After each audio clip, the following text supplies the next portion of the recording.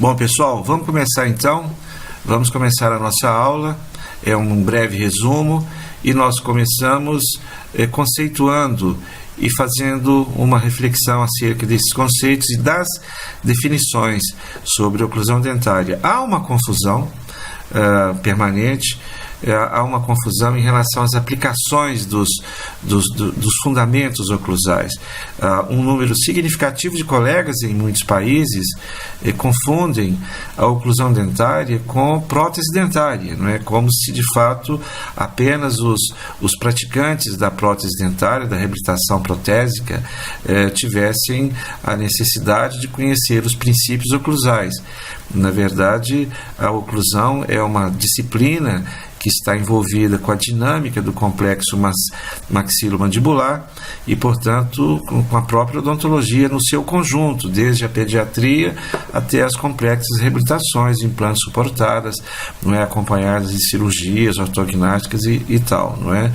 A oclusão teve os seus princípios, os seus fundamentos ainda nos anos 30, 40, 50, muitos dos valores, muitos dos paradigmas foram modificados à medida em que foram aparecendo instrumentos e tecnologia que permitiu reprodução de movimentos e de cargas e, portanto, essa atualização constante por parte dos profissionais torna-se fundamental para que as atualizações das aplicações sejam coerentes com a disponibilidade atual de materiais que são materiais, né, de metalurgia, de resistência e de variáveis estéticas muito diferentes, muito mais avançados do que tínhamos num passado recente. Muitos dos conceitos foram adaptados, outros conceitos foram até refutados e outros conceitos foram até reforçados, né? E, entretanto, surgiram novas possibilidades, novas definições de acordo com o momento atual do conhecimento. Uma das vertentes de grande desenvolvimento, sobretudo nos últimos 10 anos, com o advento da chamada década do cérebro nos Estados Unidos, foram as aplicações da neurociência ao sistema mastigatório, né? Então, a neurofisiologia, a partir das excitações cerebrais dos mecanorreceptores periodontais, permitiram um avanço significativo no entendimento das respostas cerebrais em relação ao processo mastigatório, às disfunções e doenças desse nosso complexo. E os valores biomecânicos e clínicos já são mais consolidados ao longo do tempo. Portanto, um conceito clássico da oclusão é que ela trata das relações da arcada dentária superior e inferior, não é, através da superfície oclusal, e as suas implicações com as estruturas anexas, não é, periodonto, ossos, músculos e tal. Isso é o clássico, é o óbvio, né? E com um destaque recentemente para as vias respiratórias, que tem uma relação direta com as projeções, as proporções maxilomandibulares e a própria articulação temporomandibular, que está inserido no contexto dessas análises oclusais. Então, pensar sobre oclusão e biomecânica, é pensar em cargas, é pensar em sobrecargas, é pensar em movimentos. Essas terminologias, esses eventos, eles são estudados no campo da biomecânica e, portanto, a biomecânica é o estudo das forças e cargas, né, aplicadas aos organismos vivos, ou ao estudo da estrutura e da função de sistemas biológicos utilizando métodos da mecânica. Isso posto vale tanto para a distribuição das cargas dentárias no complexo periodontal, isso vale para a distribuição do sistema musculoesquelético em relação ao seu balanceamento de cargas e a própria articulação temporomandibular. Nesse momento, com o grande avanço do conhecimento das neurociências, é possível, e nós pessoalmente estamos trabalhando nesse processo, a aplicar esses novos conhecimentos ao nosso sistema mastigatório. A neurociência, por definição, estuda os fundamentos e os mecanismos cerebrais e como esse cérebro, como esses mecanismos organizam os diversos sistemas necessários à organização e ao funcionamento da própria vida. Em relação ao sistema oclusal, a neurociência estuda os mecanismos sensoriais relacionados à recepção das cargas, à transmissão dessas cargas e ao processamento das informações que são originadas no aparelho mastigatório através do toque dentário, através do contato dentário e a organização cerebral dessas respostas. Dessa forma, é consolidado o conhecimento de que os dentes apresentam uma estrutura neurológica, uma estrutura de propriocepção impressionante, impactante. Essa estrutura neurológica capacita os dentes a detectarem estímulos inferiores a 10 micras. Né? Então, portanto, o dente, órgão que é um órgão tátil incomparável no corpo humano, não guia apenas os movimentos mastigatórios, senão toda a musculatura facial e até a cabeça e o próprio pescoço. Passando isso para o complexo dente-periodonto e das relações de cargas e movimentos, é possível estabelecer e concordar com uma filosofia que já existe há 3, 4 décadas, utilizada por muitos profissionais e escolas em todo o mundo, chamado mútua proteção, oclusão dentária e mútua proteção, ou com o espanhol mutuamente compartida, ou oclusão mutuamente protegida, onde certos setores apresentam capacitação para receber o impacto durante o movimento fechado, durante a cêntrica, por exemplo, associado à deglutição, que apresenta contatos dentários às 24 horas por dia. Portanto, o conjunto dos dentes posteriores, que tem uma anatomia, uma morfologia e uma topografia apropriado a esses contatos dentários, são os responsáveis, que nós vamos em seguida, pela proteção física de contatos dentários do setor anterior. Então, aqui podem ver aqui uma imagem ideal de um periodonto com seus aspectos de normalidade e vale, um histologista poderia comentar que subjacente a esse periodonto de excelente aparência existe um ótimo osso, e um ótimo osso é resultado de uma função dinâmica de nutrição permanente e precisa do contato dentário distribuído de acordo com a sua estrutura, a sua localização e assim por diante. E aqui os dentes anteriores, firmemente alicerçados, com seus desenhos e anatomia em todo o seu perímetro, também apropriados a essa condição. Estudos já de Henry Bayron, aí dos anos 60, com aborígenes australianos, já estabeleceram que, com boca fechada, o setor anterior, seja com os dentes naturais, por exemplo, numa referência para o refinamento oclusal pós-mecânica ortodôntica, pós-contenção, ou o facetamento anterior, as lentes de contato atuais, a odontologia eminentemente de reabilitação estética do setor anterior, como também os dentes, as próteses convencionais ou implantes suportadas, no fechamento deveríamos ter uma referência de espaço em micras da ordem de 10 micras, para que o setor anterior, sobretudo os dentes, o complexo superior, pela sua inclinação, sejam protegidos desse impacto e haja repercussão clínica do processo oclusal. Vale, portanto, aqui apresentarmos, eu chamo a atenção dos colegas para essa coroa estética, o central direito, né? Alguma observaçãozinha aqui de alguma pequena reaçãozinha periodontal, um trabalho de 2 anos, aparentemente. Então, olha, queixa principal desse paciente: dor na área do 11, dor na área do ônus, uma dor de leve, mas com algum nível, digamos, de continuidade, sobre essa coroa cerâmica, mais um paciente que também relata dor de cabeça tensional. A avaliação clínica mostrou essa coroa com alguma mobilidade no sentido vestíbulo-lingual, o que sugere um traumatismo oclusal.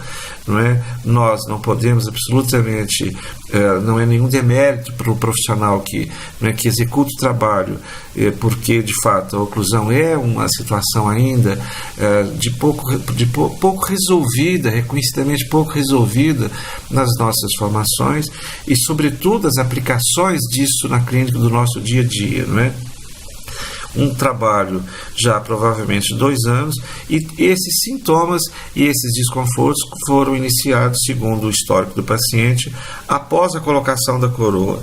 Quando nós avançamos por palatino, e com o espessímetro, com a utilização do papel articular, é perfeitamente observável que existe traumatismo, quer dizer, a parte palatina da coroa não foi apropriadamente desenhada, possivelmente, talvez por deficiência na preparação, no preparo para a colocação da coroa de porcelana.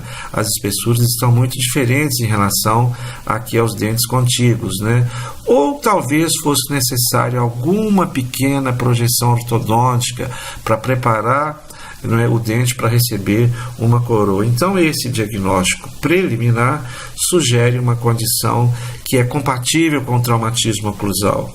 A continuidade desse processo e a associação desse processo com o bruxismo, naturalmente, vai levar a uma perda do trabalho, a um fracasso do trabalho reabilitador.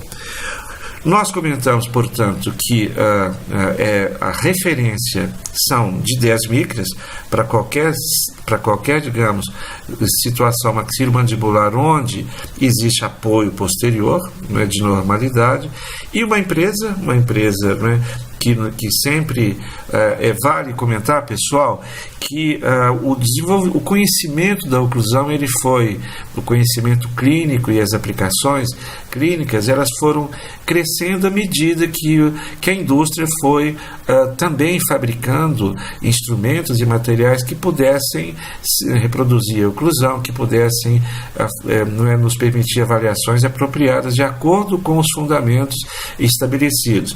Uma empresa, então, desenvolveu esse papel aluminizado com um papel de uma espessura de 8 micras, portanto, qualquer indivíduo, qualquer um dos nossos colegas que concluírem qualquer tipo de trabalho no setor anterior, e se quiser proteger esse setor, como sugere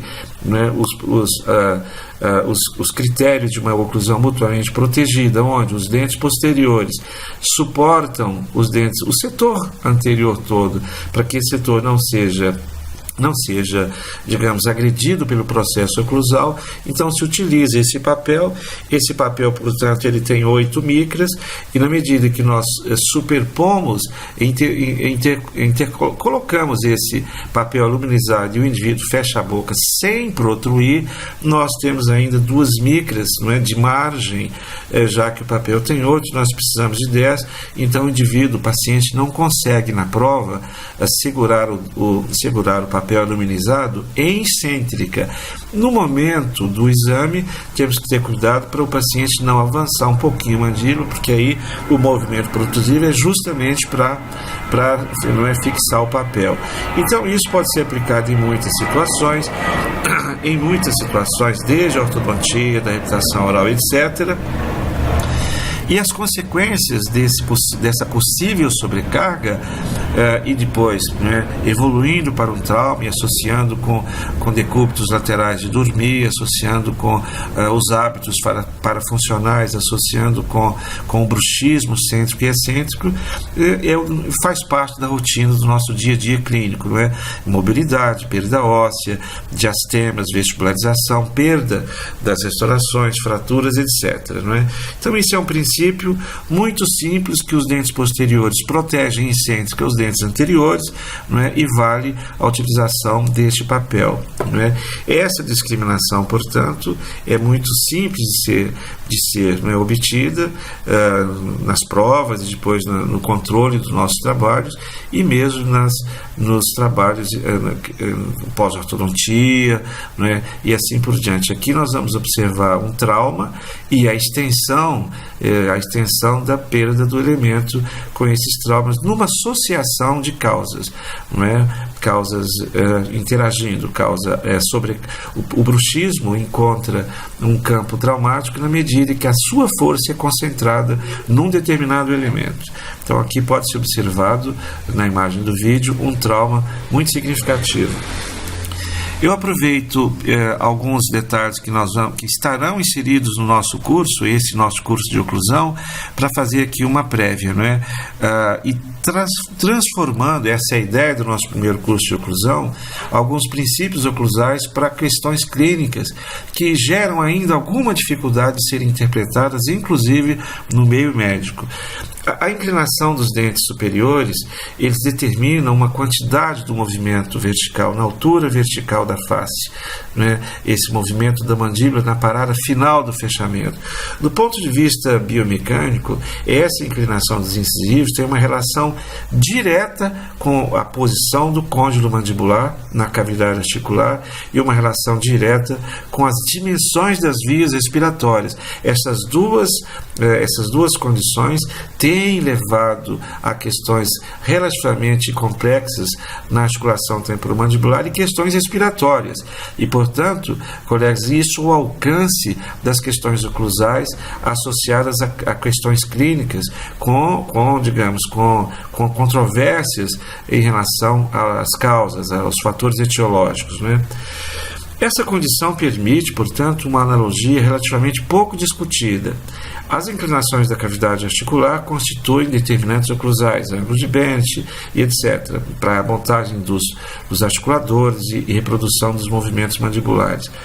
Por sua vez, a inclinação dos incisivos é determinante exatamente na definição dos espaços biológicos da TM, sobretudo no que se refere ao contorno posterior do côndilo mandibular em relação à parede timpânica e ao espaço resultante dessa variável biomecânica, um espaço que é um espaço hoje cada vez mais reconhecido como um espaço importante do ponto de vista neurovascular e neurosensorial. E logo, da mesma maneira, essa inclinação também é responsável e influencia objetivamente, do ponto de vista biomecânico, o espaço das vias aéreas respiratórias. Vale, portanto, aqui ilustrar esse pensamento com três sugestões de posicionamento da mandíbula em boca fechada em relação à maxila. Uma inclinação anterior próximo do ideal, seria aí uma referência da classe 1 de ângulo, praticamente um dente verticalizado e uma situação de fechamento com uma inclinação lingualizada, palatinizada, né?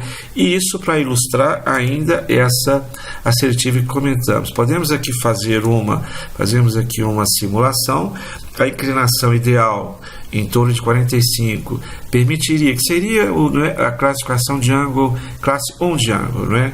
Então aqui o côndilo posicionado em relação a esse tipo de oclusão e de inclinação e a resultante dos espaços biológicos apropriados, não é? Aqui a parede timpânica, ouvido, a zona bilaminar, a zona de tecidos retrocondilares, que nós nos referimos que é uma zona muito delicada e muito importante, o disco articular, né, que é a neural e a vascular, portanto ele tem que ter um espaço com alguma, uma margem de funcionabilidade para que ele cumpra as suas funções de separar ossos durante os movimentos, cavidade articular, etc. E aqui uma radiografia simulando essa mesma situação. Temos então um conhecimento, nós dentistas, um conhecimento muito significativo da área funcional e temos um conhecimento relativamente menor da área neurosensorial, onde existem explicações e possibilidades para algumas questões que envolvem algumas áreas da odontologia, mas sobretudo áreas da medicina, como a otorrino e etc., né? A otologia, assim por diante. Simulando agora um dente verticalizado, levamos aqui um dente e vamos agora fechar a mandíbula aqui numa situação muito incômoda, uma situação onde os espaços biológicos da articulação foram comprometidos, principalmente o espaço posterior. Vale observar, chama atenção, que o contorno posterior do côndilo está praticamente tocando a parede timpânica e que os tecidos biológicos que agora ocupam esse espaço estão permanentemente agredidos, permanentemente lesados. E isso gera um processo, na pior das hipóteses, chamado microinflamação crônica, com seus sinais cardeais, né? E, portanto, uma das primeiras repercussões desse processo, aqui uma ressonância magnética simulando esse processo, uma das primeiras repercussões é um desconforto e, eventualmente, dor sentido na região do ouvido. Então, isso pode estar associado a subjetivas disfunções auditivas, a zumbidos, a dores, a baixo-acusia, a várias situações que a própria medicina tem muito frequentemente dificuldade de estabelecer causas.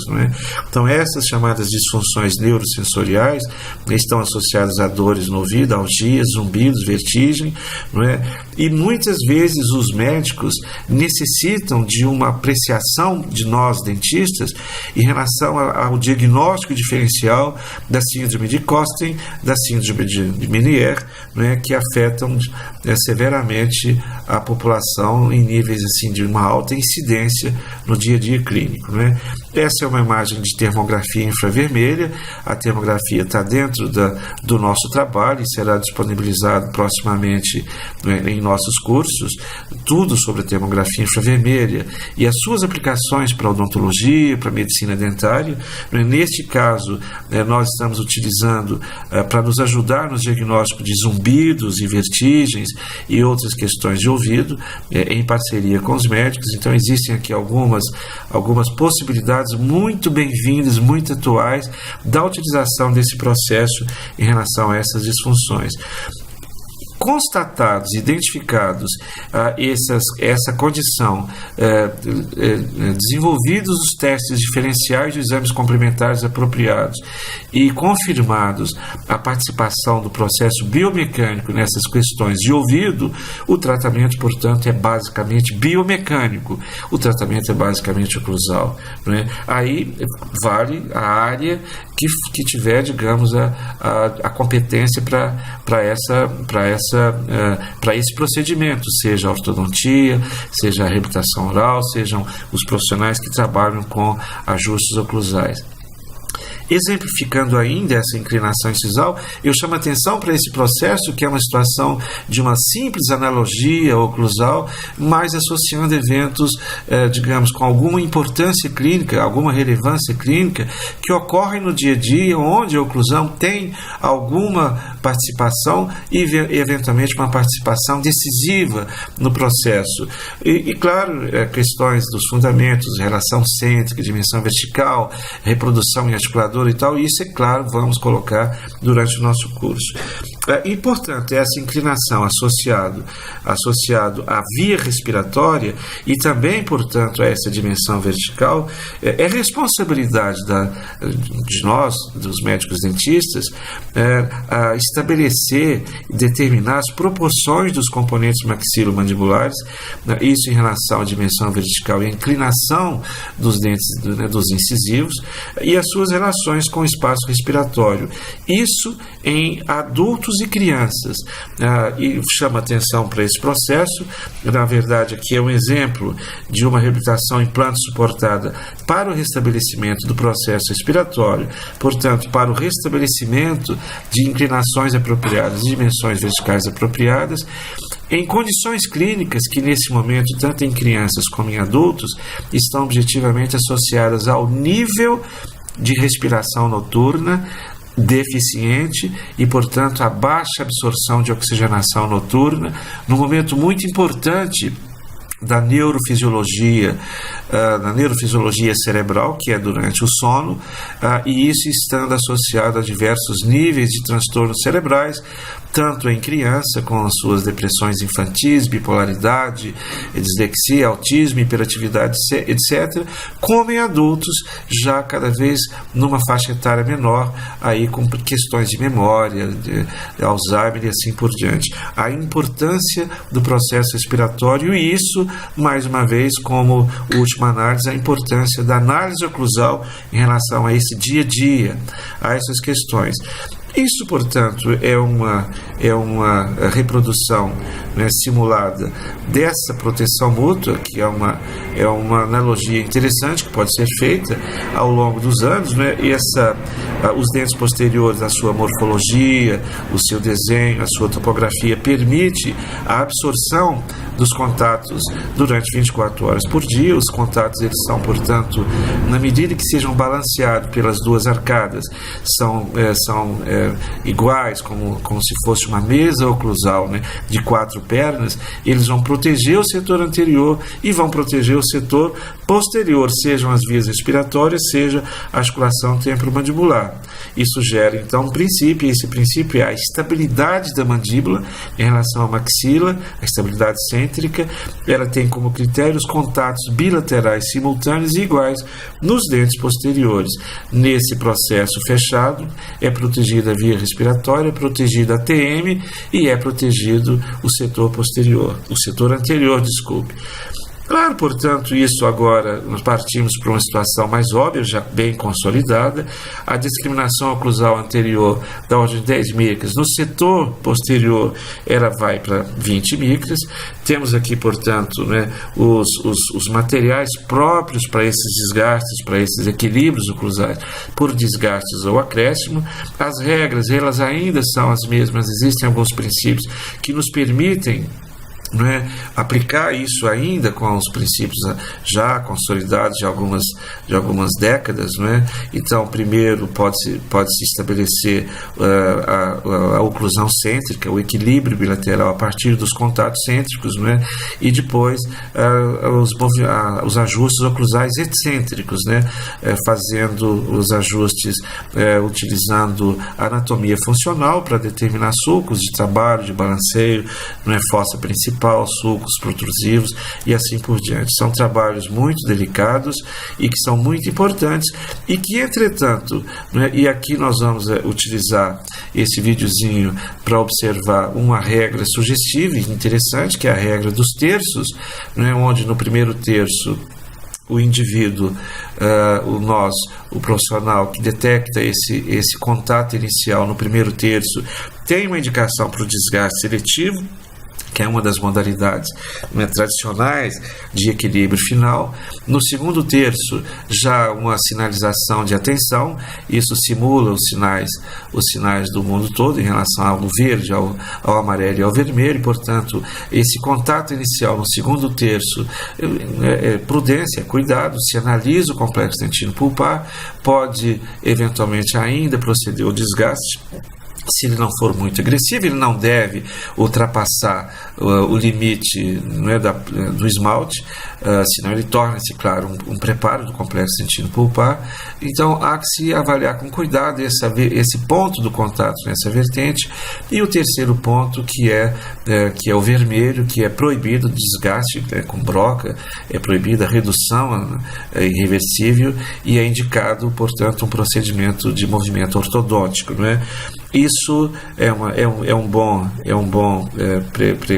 uma boa analogia e que nos permite uma análise muito tranquila desse processo, principalmente para refinamentos pós-ortodôncia,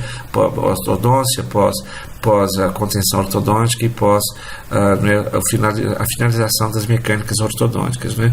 Então aqui algumas regras, né? As cúspides desgastáveis, isso de fato já são situações consolidadas ao longo dos anos, e claro, isso passa primeiro pelo requisito dos alinhamentos básicos, alinhamentos tridimensionais, né, a curva de Spee, curva de Wilson, pela simetria músculo-esquelética, pelo posicionamento condilar, e aqui as cúspides que podem ser desgastadas e as que a partida são proibidas de serem desgastadas, né? As vestibulares inferiores e palatinas superiores são as cúspides que mantêm a dimensão vertical. Elas são, vamos considerar que todos os critérios anteriores resolvidos, elas não devem a partida serem desgastadas.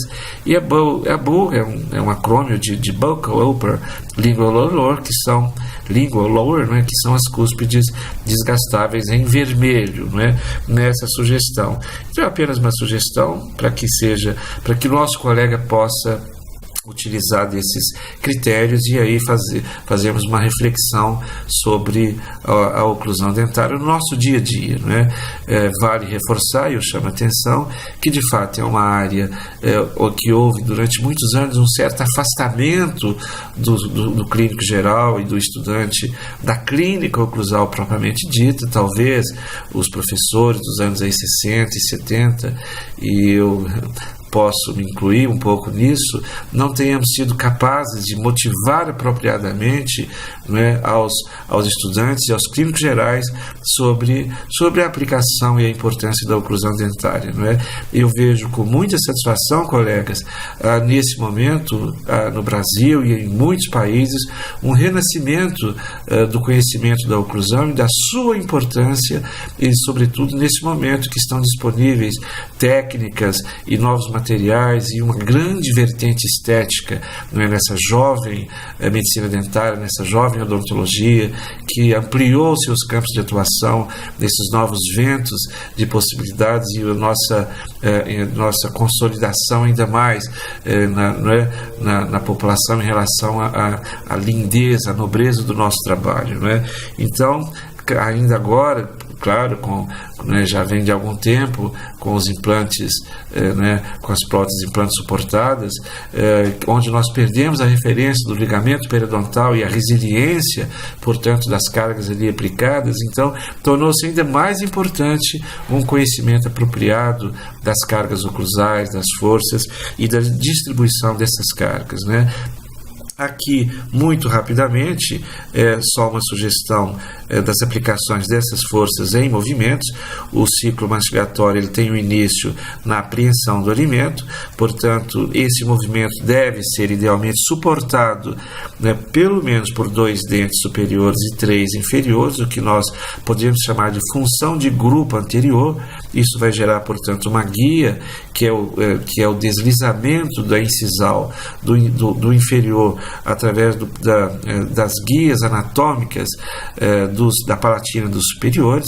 É ideal que as reabilitações orais tenham esse cuidado a partir da confecção dos trabalhos, né, em nível de prótese, e esse movimento tem como regra a desoclusão dos dentes posteriores, né, que isso é um chamado fenômeno de Christensen, né? Isso, portanto, se nós considerarmos em termos de força em quilogramas, nós saímos das micras e fomos para os quilogramas. Temos aqui, portanto, a sequência do ciclo mastigatório, aqui numa desoclusão canina. A mastigação é ao contrário da parafunção. Nós fazemos a nossa abertura num movimento em plano frontal, como se fosse uma lágrima, como se fosse uma gota. Realinhamos as cúspides vestibulares e vamos entrecruzando as cúspides placênticas para o amassamento do alimento, o que é justamente o inverso que ocorre durante a parafunção. Tanto para o indivíduo fechar entrecruzando como abrir durante a parafunção, é ideal que haja proteção mecânica na distribuição das cargas, tanto no ciclo mastigatório, fisiológico, como nas parafunções. Que hajam dentes que estejam capacitados a receber essa carga e guiar os movimentos, e quando falamos de parafunção, que esse guia de movimentos protejam os dentes menos capacitados para fazer essas desoclusões, não é? E em geral isso ocorre no nível dos caninos. É claro que no nosso curso de oclusão nós vamos discutir um pouco melhor essa relação função de grupo, função canina e as implicações do nosso dia a dia, não é? Mas é razoável que em determinadas situações nós possamos tirar os nossos 50 quilos, como se for, né, de referência dos dentes caninos, e distribuir por todos os dentes laterais, né? Então isso seria uma função de grupo parcial, né, uma função intermediária, até que nós tivéssemos uma função de grupo total, e ainda assim com desoclusão do lado de trabalho. Esses princípios eles já são muito consolidados na grande maioria dos profissionais, não precisamos de ficar, digamos, muito tempo agora nesse momento. Entretanto, no curso nós vamos discutir um pouco mais, utilizando condições clínicas de fracassos, de perda de mobilidade, de fraturas, etc., talvez por não aplicação ou por desconhecimento ou não aplicação correta desses princípios oclusais. Finalmente, vamos considerar que nesse momento as empresas, e isso pode ser visto aí no congresso, no IDS de Colônia, na Alemanha, estão disponibilizando instrumentos de altíssima sensibilidade, o que vai nos permitir aplicações oclusais nos nossos planejamentos, diagnóstico e controle das nossas reabilitações e das nossas avaliações oclusais em nível de precisão. Nós já tivemos o TechScan, que já é tradicional, já tem aí 30 e tal anos, 35 anos aí de experiência e de evolução, e temos agora o OcclusoSense, lançado recentemente, que simula através de sensores, que registra, através de sensores, os contatos, as cargas, os movimentos, e nós fazemos esse registro visualizando no articulador, armazenamos, etc. Esse registro em tempo real permite a reprodução impactante até então, pouco pensada, dos contatos dentários, com intervalos, vejam só, de 0,003 segundos, no momento exato do primeiro toquezinho dentário, praticamente imperceptível em nível assim, de manejo clínico e ainda com os nossos carbonos. Isso é possível nesse momento, o que está muito compatível também com o conhecimento da neurofisiologia, que confirma e que consolidou o conhecimento de que 10 micras de intensidade de força seriam o suficiente para ativar todo um processo neurológico, para excitar o cérebro e com respostas neuromusculares que poderiam alterar todo o processo biomecânico do complexo maxilomandibular e do complexo crânio-facial, inclusive, Então, a oclusão digital ela é muito bem-vinda, e nós, evidentemente, que progressivamente também vamos disponibilizar isso, e, claro, a parceria que nós vamos cada vez mais fixar com as empresas que nos permitem avançar o conhecimento na medida que esses aparelhos vão sendo disponibilizados. Então, aqui é uma demonstração do OcclusoSense, e é um aparelho muito viável, inclusive do ponto de vista econômico, para que a gente possa, penso que num prazo muito curto, meus caros colegas, esses aparelhos vão estar assim fazendo parte da rotina da maioria dos profissionais da odontologia. Nós estamos num momento de grandes mudanças do conhecimento, grandes mudanças de paradigmas e de aplicação dos conhecimentos que agora estamos aí presenciando, e portanto a nossa odontologia, eu tenho a impressão de que vai caminhar para os seus melhores anos. Posso afirmar, pelo que nós estamos observando, eu que venho lá de trás, já de uma odontologia dos anos 70, e estamos agora ainda presentes, e essas avaliações com centros avançados e de grandes profissionais e de escolas, de que os melhores momentos da história da medicina dentária, os melhores momentos da odontologia estão por vir, e eu penso que a maioria de vocês vão desfrutar dessa linda profissão e dominar esse aspecto que até então tem sido, digamos, considerado de grande controvérsia, de grande dificuldade, que é a oclusão, para encaixar a nossa competência profissional da melhor forma possível, de uma forma de excelência. Aqui é uma imagem dos nossos livros, portanto vou estar aberto agora para responder algumas perguntas.